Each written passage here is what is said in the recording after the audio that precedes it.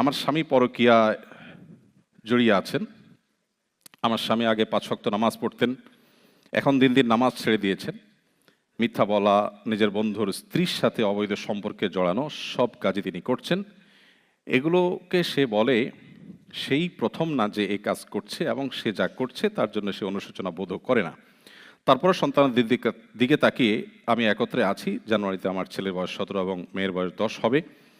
আর সে আমার সাথে একসাথে থাকি, কিন্তু আমাদের মধ্যে কোনো শারীরিক সম্পর্ক হয় না। মাসের পর মাস আমরা এভাবে দিনাতিপাত করছি। এক্ষেত্রে আমার করণীয় কি, আর কোনো আমল আছে কিনা যা করলে আমার স্বামীকে আল্লাহ হেদায়েত দান করবেন?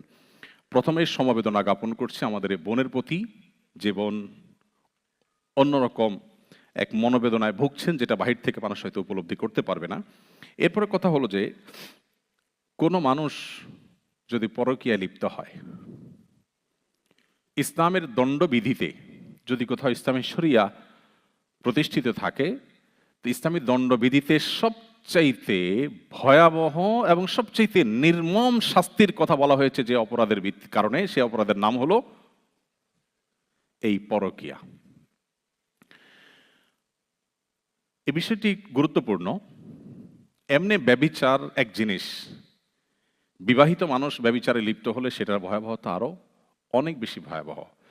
কোরআনে অনেক অপরাধের শাস্তির কথা বলা আছে, কিন্তু কেউ যদি ব্যভিচারে লিপ্ত হয় তার শাস্তি সবচেয়ে করুণভাবে, সবচেয়ে নির্মমভাবে, সবচেয়ে কঠোরভাবে শাস্তি দেওয়ার কথা বলা হয়েছে।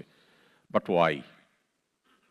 দুজন মানুষ নিজেদের সম্মতিতে এই অপরাধ কর্ম, এই গুনাহের কাজে লিপ্ত হয়েছে, তারা তো কারোর ক্ষতি করছে না।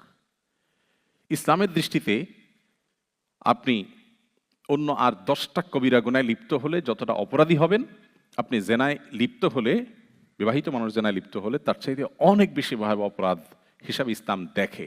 কিন্তু কেন? এখানে তো সোসাইটির কোনো ক্ষতি হচ্ছে না, দুজন মানুষ সম্মত, কারোর ক্ষতি তারা করছে না, আল্লাহর বিধান লঙ্ঘন করছেন। বাট এটাকে ইসলাম এত কঠোরভাবে কেন দেখেছে এবং এত কঠোর নির্দেশ কেন দিয়েছে এর শাস্তির ব্যাপারে?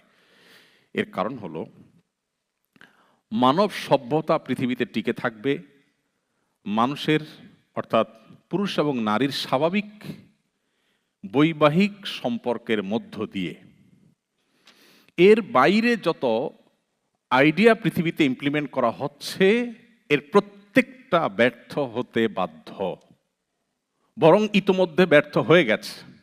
আপনি শুধু চোখ দুটি একটু মেলে দেখুন আপনার আশপাশে, আমি নিশ্চিত করে আপনাকে বলতে পারি আল্লাহর প্রতি ঈমান আপনার বেড়ে যাবে।